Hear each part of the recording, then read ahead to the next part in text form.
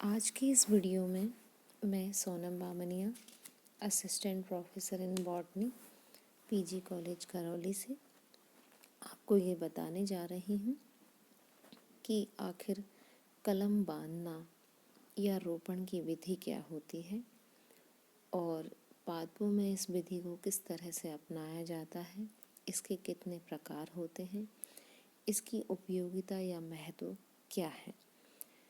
हम ये जान लें कि यह भी एक कृत्रिम कायक प्रवर्धन की विधि है जिसके द्वारा पौधों की अच्छी किस्मों को विकसित किया जाता है और अच्छे से अच्छा उनका परिणाम प्राप्त किया जाता है। सबसे पहले आपको ये स्लाइड दिखाई दे रही है, इसमें आपको क्लेफ्ट ग्राफ्टिंग दिखाई दे रही होगी। इस क्लेफ्ट ग्राफ्टिंग में आप देख रहे हैं कि एक तो पादप का मुख्य भाग है, यानी जिस पर कि हमें ट्रांसप्लांट करना है, और दूसरा वह भाग है जिसको ट्रांसप्लांट किया जाना है। तो जिस भाग पर ट्रांसप्लांट करना होता है उस शाखा को तो हम कहते हैं स्कंद या स्टॉक, और जिन अच्छे गुणों वाली शाखा को हम उसमें रोपित करने वाले होते हैं उसको हम कहते हैं SCION, स्काइन, यानी कि कलम। तो इस कलम को इसमें हम इस तरह से आरोपित कर देते हैं और इस भाग को हम सख्ती से बांध देते हैं टेप से या धागे से या कपड़े से, और धीरे धीरे इनकी जो स्ट्रक्चर्स कटी फटी बनती हैं वो स्ट्रक्चर्स फिर से बनने लग जाती हैं। तो जैसा कि हम इनकी आंतरिक संरचना वाला ये जो चित्र देख रहे हैं उसमें हम देखते हैं कि कई साइंटिस्ट जिनमें नाम आता है डॉर्मलिंग और कोप्स, इन वैज्ञानिकों ने ये बताया कि कलम लगाने के बाद कलम की जो संधि बनती है उस संधि यानी ग्राफ्ट की जो यूनियन बनती है उस समय स्टॉक और कलम की कटी हुई सतहों की मृत कोशिकाएं और उनके उत्पाद एक नेक्रोटिक लेयर बनाते हैं। आप देख रहे हैं कि बीच बीच में से जो भाग कटे हुए हैं उन जो कटे हुए या नेक्रोटिक लेयर जो बनाते हैं जिसे हम कांटेक्ट लेयर कहते हैं, संपर्क परत कहते हैं, इसे छत चिन्ह भी कहा जाता है। ये दोनों सतहों को शुष्कता और अन्य बाह्य चोटों से बचाती है। संपर्क परत के जो पास वाली कोशिकाएं हैं आप देख रहे हैं वो आकार में बढ़कर विभाजित होती हैं और कैलस ऊतक का निर्माण करती हैं जो कि स्कंद एवं कलम के संपर्क के बीच वाले रिक्त स्थान को भर देती हैं। आप देख रहे हैं कि बीच वाली कोशिकाओं का कैम्बियम इन कैलस यहाँ वाले क्षेत्र में विभाजन शुरू हो गया है और धीरे धीरे धीरे जब विभाजित होते होते तो जो बाद में इन कोशिकाओं की कैम्बियम कोशिकाओं में विभेदन के कारण जो स्टॉक और कलम है दोनों के कैम्बियम आपस में जुड़ जाते हैं और यह कैम्बियम एक लगातार कंटिन्यूअस लेयर के रूप में पूरा का पूरा बन जाता है। यहाँ यानी ये जहाँ से छत हुआ था या जहाँ से नेक्रोटिक लेयर बनी थी, जहाँ से ऊतक क्षय की स्थिति शुरू हुई थी, वहाँ पर पूरा का पूरा कंटिन्यूअस लेयर वाला कैम्बियम बन जाता है। इस प्रकार जो स्टॉक और स्काइन है उन दोनों के संवहन ऊतकों में संबंध स्थापित हो जाता है और जल एवं भोज्य पदार्थों का संवहन शुरू हो जाता है। कैलस संवहन ऊतक की फ्लोएम रश्मि कोशिकाओं तथा अविकसित दारू रश्मि कोशिकाओं से बनता है। तो कैलस का बनना स्टॉक और स्काइन के कैम्बियम ऊतकों के सुमेलन पर डिपेंड करता है।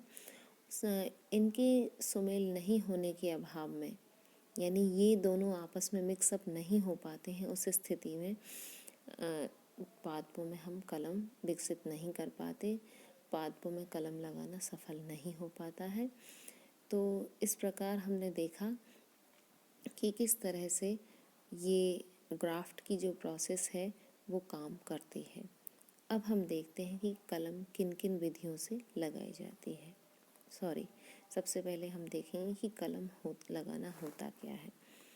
एक पादप के किसी भाग को दूसरे पादप पर ट्रांसप्लांट कर संयुक्त करने की विधि, जिससे वे एक नए पादप के रूप में वृद्धि कर सकें, कलम बांधना या रोपण कहलाता है।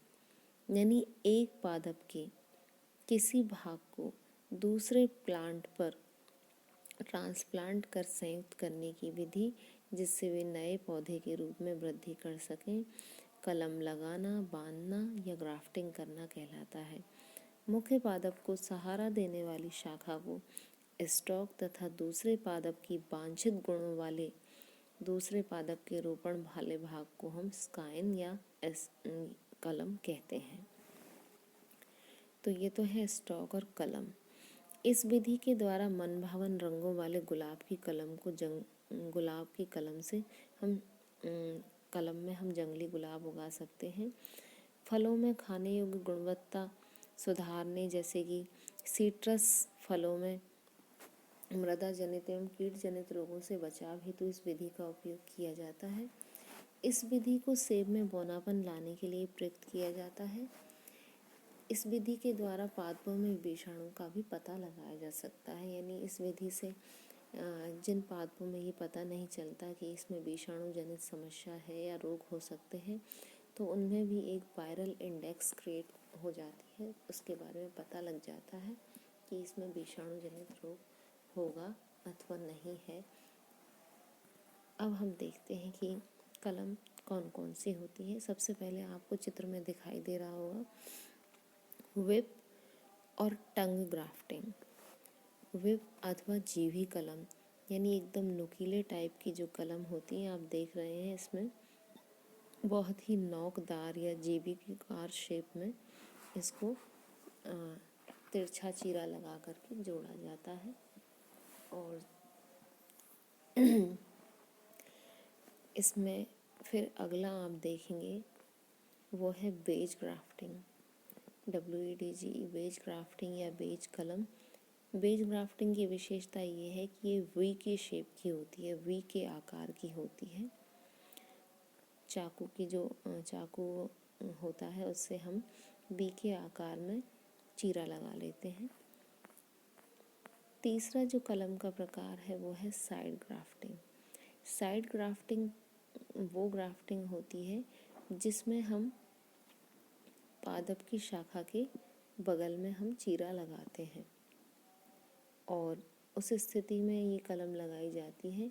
जो स्टॉक है उसका व्यास बहुत ज़्यादा होता है कि हम मुख्य तने पे तो उस कलम को लगा नहीं सकते, इसलिए बगल की छोटी शाखा पर इस छोटी कलम के तौर पर इसको लगाया जाता है। और फिर आपका आखिरी जो इसमें प्रकार है वो है इनार्किंग और अप्रोच ग्राफ्टिंग। इनार्किंग और अप्रोच ग्राफ्टिंग जो होती है वो इसे हम इसमें आपको दिखाई दे रहा होगा कि एवोकेडो ट्री में हम इसको लगा रहे हैं। इसमें क्या है कि पेड़ की मजबूत डाली को इस तरह से भूमि पर झुका के लगाते हैं जिससे वो टूटे ना, और उसको लगा दिया जाता है कवर करते हुए। आखिरी जो इसमें प्रकार दिया है वो है बड ग्राफ्टिंग। बड ग्राफ्टिंग में आप देखेंगे कि इसमें टी शेप कट लगाया जाता है और एक कलिका का आरोपण किया जाता है। कलिका को ही इसके तौर पर हम लगाते हैं। तो हम बात करते हैं सबसे पहले हमारे कलम के इस मुख्य प्रकार की, विप और टंग ग्राफ्टिंग की। विप और टंग ग्राफ्टिंग की बात करते समय हम देख रहे हैं, आपको इस स्लाइड में दिख रहा है कि इस विधि में सामान्य साइज के 2 स्तंभों को चुना जाता है जो लगभग समान हो और एक तेज धारदार चाकू से इसके स्टेम में समान आकार के चीरे लगाए जाते हैं दोनों में ही, और चीरे इस तरह से लगाए जाते हैं कि वे जोड़ने पर एक दूसरे से आपस में मेल खा जाएं।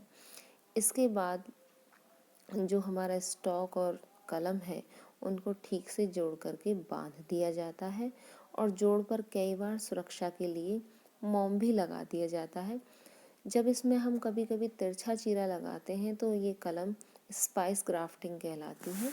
तो ये तो है हमारी विप और टंग ग्राफ्टिंग, जिसमें समान साइज के दो स्तंभों को कलम लगाने के लिए चुना जाता है और उनके तेज़ धारदार चाकू से उनके स्टेम्स को इस तरह का काटा जाता है कि वो जोड़ने पर एक दूसरे से बिल्कुल मैच होके फिक्स हो जाए। अब हम जो अगला प्रकार इसमें देख रहे हैं, आप देख रहे हैं कि एक तो है स्काइन और एक है स्टॉक। तो ये है बेज ग्राफ्टिंग। बेज ग्राफ्टिंग की में क्या होता है कि तेज और भारी चाकू से एक वी आकार का, डब्लू वाली वी आकार का 7-8 सेंटीमीटर लंबा चीरा लगाया जाता है और इस तिकोने भाग को काटकर स्तंभ से अलग किया जाता है। कलम को भी इसी प्रकार का चीरा काटकर लगाया जाता है और वह पूर्ण रूप से वी आकार में, हम उसको इस तरह से काटते हैं कि वो वी शेप में फिट बैठ जाए। कलम इसमें डाल दी जाती है स्टॉक में और आप देख रहे हैं कि इसको फिर बांध दिया जाता है जिससे कि ये एक दूसरे में फिक्स हो सके। तो ये है वेज ग्राफ्टिंग, जिसमें वी शेप का चीरा लगाया जाता है। तीसरा प्रकार जो हम बात कर रहे हैं पार्श्व कलम बांधने की या साइड ग्राफ्टिंग की, इस विधि का प्रयोग हम तब करते हैं जब स्कंद का व्यास कलम से काफ़ी ज़्यादा है। इसमें क्या होता है कि जो स्टॉक है उसमें ऊपरी सिरे से कुछ नीचे तक की तरफ चीरा लगा देते हैं। कलम को भी इस चीरे के अनुसार चीर दिया जाता है जिससे कि ये सुगमता से आसानी से उसमें फिट बैठ सके और इस पर फिर हम मॉस या टाट लगाकर हम उसको सूतली से बांध देते हैं। तो इसकी सबसे बड़ी मेन बात ये है साइड ग्राफ्टिंग की कि यह मुख्य पादप पर न लगा करके उसकी साइड ब्रांचेस पर या उन ब्रांचेस में भी एक छोटे पार्ट पर लगाई जाती है, इसलिए इसको हम पार्श्व कलम बांधना या साइड ग्राफ्टिंग कहते हैं। फिर हम बात कर रहे हैं इनार्किंग और अप्रोच ग्राफ्टिंग की। इनार्किंग यानी कलम बंधन और अप्रोच ग्राफ्टिंग हिंदी में हम कहते हैं उपगमन कलम, या इसका एक और नाम है स्काइन अटैच्ड। यह सदाबहार पादपों में प्रयोग में ली जाती है जैसे कि आम और लीची। इस विधि में जो पेड़ काम में लिए जाते हैं वो मजबूत डाली वाले पौधे होते हैं। इसमें पेड़ की किसी मजबूत डाली को यानी कलम को हम इस तरह से भूमि पर झुकाते हैं कि वह टूटे नहीं और फिर उसे स्टॉक या गमलों में लगे नवांकुर मूल यानी रूट स्टॉक के पास खूंटी के द्वारा हम स्थिर कर देते हैं। एक तेज धार वाले चाकू के द्वारा इसमें स्थित स्टॉक में 15 सेंटीमीटर ऊपर हम एक 5-7 सेंटीमीटर लंबा चीरा लगा देते हैं और इस तरह की कलम वाली डाल में एक लंबा चीरा लगाते हैं। स्कंद एवं कलम को जोड़ करके प्लास्टिक की डोरी से हम अच्छी तरह से बांध देते हैं जैसा कि आपको चित्र में दिखाई दे रहा है। फिर अब हम बात करते हैं बड ग्राफ्टिंग की। बड ग्राफ्टिंग जो होता है इसमें उत्तम गुणों वाले फूलों या फलों वाले पादपों की जो स्तंभ कलिका है उसको घटिया या निम्न स्तरीय गुण वाले उसी जाति के पादप के तने पर आरोपित कर देते हैं। इसके लिए हम स्कंद की जो पर्व संधि है उसकी छाल पर टी आकार का चीरा लगाते हैं। आपको चित्र में दिखाई दे रहा होगा कि हम उसमें छाल में टी आकृति का चीरा लगा देते हैं। अब उपयुक्त कलिका को उसको भी हम टी शेप में काट करके लेते हैं और इस स्कंद के टी जो कटा हुआ भाग है इसमें ऐसे हम फिट कर देते हैं, स्थित कर देते हैं। फिर इसे हम प्लास्टिक की डोरी से बांध देते हैं। कुछ समय पश्चात कलिका जो है प्रस्फुटित होकर या बड़ी होकर एक नए पादप को बना लेती है। तो ये तो था बड ग्राफ्टिंग। तो इस प्रकार आपने देखा कि आपकी ग्राफ्टिंग के कई प्रकार होते हैं और उनसे उत्तम किस्म या प्रजाति के पादप प्राप्त किए जा सकते हैं। कई प्रकार की बीमारियों का भी इनसे पता लगाया जा सकता है। अच्छे रंगों के पुष्प और अच्छे रंगों के फलों की प्राप्ति इनसे की जा सकती है। कई पादपों में इसके द्वारा पसंदीदा रंग, शेप, साइज और बीमारियों का पता लगाया जा सकता है। इस हिसाब से जो ग्राफ्टिंग की विधियां हैं वो बहुत महत्वपूर्ण हैं और पादपों में उच्च गुणवत्ता युक्त सुधार के लिए बहुत अच्छी भूमिका निभाती हैं। धन्यवाद।